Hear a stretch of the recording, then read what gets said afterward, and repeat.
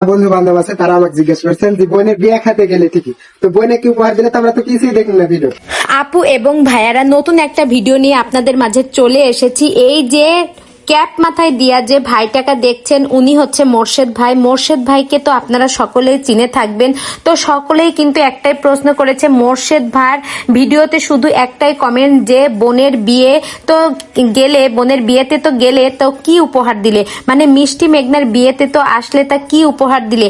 তো মোর্শেদ ভাই কিন্তু অনেক কিছুই দিয়েছে। মোর্শেদ ভাই কিন্তু মেঘনার বিয়েতে প্রায় 10,000 টাকার মতো গিফট দিয়েছে, অনেক কিছুই দিয়েছে। মেঘনার বিয়েতে দুধ, কলা, তারপরে বলুন মিষ্টি, যত একটা বিয়ে বাড়ি যত প্রকার মিষ্টি লাগে, যতটুকু লাগে সেই মিষ্টি, তারপরে বস্তা ভরে চাল, এই অনেক কিছুই কিন্তু মোর্শেদ ভাই দিয়েছে। আর তাছাড়া মোর্শেদ ভাই কিন্তু মেঘনাকে নিজের বোনের মতোই ভালোবাসে আর মেঘনার স্বামীকে নিজের ভাইয়ের মতো। দেখুন মোর্শেদ ভাই কিন্তু অনেক অনেক ভালো আর মেঘনাকে কিন্তু অনেকই ভালোবাসে। তো ভাই বোনের সম্পর্ক যেরকম হয়, মেঘনা আর মোর্শেদ ভাইয়ের সম্পর্ক কিন্তু ঠিক তেমনই।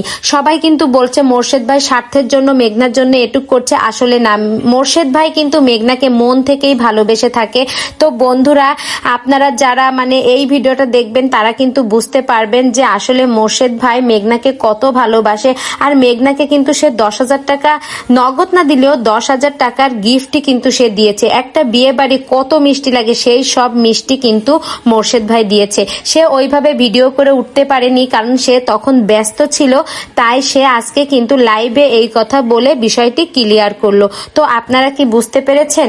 আর দেখুন মোর্শেদ ভাই কিন্তু মানে যে সময় যেটা তার গাছে হয় বা যেটা বাড়িতে থাকে সেইটা কিন্তু মেঘনাকে না দিয়ে সে কখনোই খায় না।